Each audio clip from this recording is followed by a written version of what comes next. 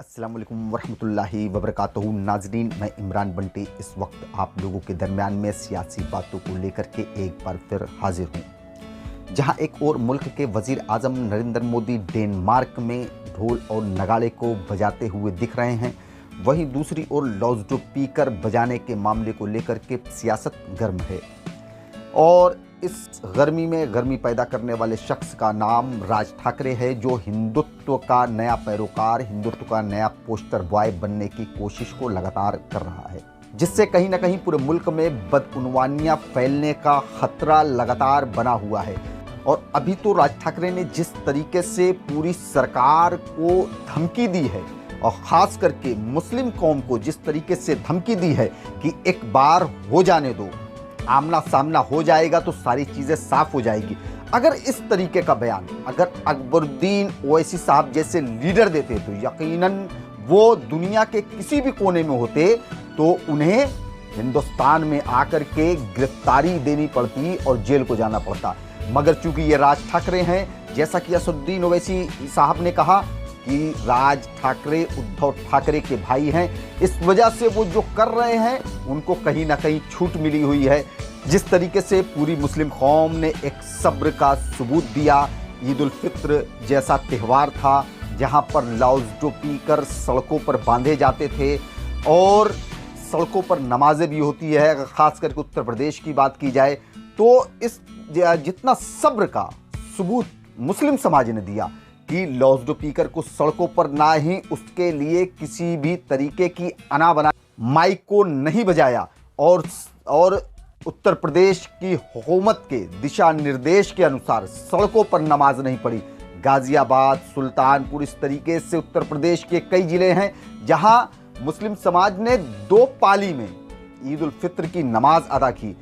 इतनी सब्रदार कौम कि जिसने सुप्रीम कोर्ट के कानून का पालन करते हुए ईद उल फित्र के नमाज के वक्त माइक को नहीं बजाया और शासन की बात को मानते हुए सड़कों पर नमाज अदा नहीं की, जो कि पारंपरिक चलती चली आ रही थी। मगर अब सवाल उठता है कि आने वाले नवरात्र में जब सड़कों पर पंडाल लगाए जाते हैं, जब पूरे शहर के अंदर माइक लगाए जाते हैं, तो क्या उस वक्त राज ठाकरे जैसे लीडर क्या इस पर आवाज उठाएंगे? ये एक बहुत ही बड़ा सवाल है। राज ठाकरे के धमकी वाले बयान के बाद, जैसा कि हमेशा एक ही लीडर है देश के अंदर जो मुस्लिम मसाइल पर बेबाकी से अपनी बात को रखता है, बेबाकी से आवाज उठाता है, बैरिस्टर असदुद्दीन ओवैसी साहब, उन्होंने लाउडस्पीकर के मामले पर अपनी बात को रखते हुए कहा कि इस वक्त पूरे देश के अंदर कंपटीशन चल रहा है कि कौन सबसे बड़ा हिंदुत्ववादी लीडर है। वो सिर्फ महाराष्ट्र ही नहीं बल्कि उत्तर प्रदेश के अंदर भी इसी तरीके से अखिलेश यादव जी भी सबसे बड़े हिंदुत्ववादी लीडर बनने की कोशिश कर रहे थे। जैसा कि उत्तर प्रदेश के असेंबली के इलेक्शन में देखने को मिला कि दर्जनों स्टेज से दाढ़ी और टोपी रखे हुए लोगों को धक्के मार करके हटाया गया। तो ये बात सच है, जैसा बैरिस्टर असदुद्दीन ओवैसी साहब ने कहा कि यहाँ कंपटीशन चल रहे हैं। वहीं अगर उत्तर प्रदेश की बात की जाए तो जिस तरीके से मैंने आप लोगों को बताया कि कई जिलों में 2 पाली में नमाज पढ़ी गई, लाउडस्पीकर को सड़क पर नहीं लगाया गया, मगर वहीं ध्वनि प्रदूषण और माननीय सुप्रीम कोर्ट के नियम कानून को ताक पर रख दिया जाता है। जब बारात निकलती है तो इतना हैवी साउंड के डीजे कि अगर कोई हार्ट अटैक का मरीज हो तो वो बेचारा उसी वक्त उसको हॉस्पिटल ले जाना पड़ेगा, उस पर किसी भी तरीके की कोई रोक नहीं है। और उस डीजे बारात में, डीजे में जहां हमारी माँ और बहनें भी शामिल हो जाती है, वहां पर वाहियात किस्म के गाने लौंडिया लंदन से लाएंगे, रात भर डीजे बजाएंगे, जैसे बेहुदा किस्म के गाने बजाए जाते हैं। मगर पूरी उत्तर प्रदेश की सरकार इस पर मौन है। अब खास करके हम मुस्लिम कम्युनिटी को क्या करना चाहिए, हमको इस चीज़ पर गौर करने की बेइंतहा ज़रूरत है।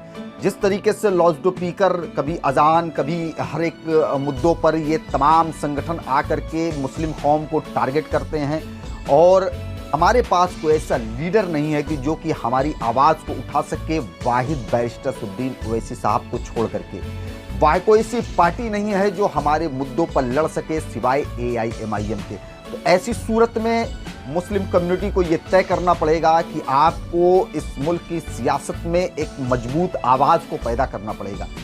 तो इस उम्मीद के साथ कि आने वाले वक्त में मुस्लिम समाज इकट्ठा होकर के अपनी सियासी लीडरशिप को डेवलप करेगा, अपने अंदर की सामाजिक बुराइयों को बाहर निकालेगा। और तो मैं ख़ास करके मुस्लिम समाज से ये अपील करना चाहता हूँ कि जिस कौम के पास अपनी सियासी ज़बान नहीं होती है, अपना सियासी लीडर नहीं होता है, अपना सियासी परचम नहीं होता है, उस कौम की हालात यकीनन इस मुल्क में रहने वाले मुसलमानों की तरह होती है। आप देखिए कि जिन कौमों ने अपनी लीडरशिप को पैदा किया, अपने झंडे, अपनी पार्टी, अपने बैनर को चुना, वो कौम आज तरक्की याफ्ता है, सरकारी नौकरियों में है। इसलिए अज़ीज़ान गिरामी, आप लोगों से अपील है कि अपनी लीडरशिप को डेवलप करें, अपने लिए नहीं बल्कि अपने आने वाली नस्लों के लिए। इंशाअल्लाह ताला फिर नेक्स्ट वीडियो में आप लोगों से मुलाकात होगी। बाखौफ दवाना अल्हम्दुलिल्लाहि रब्बिल आलमीन।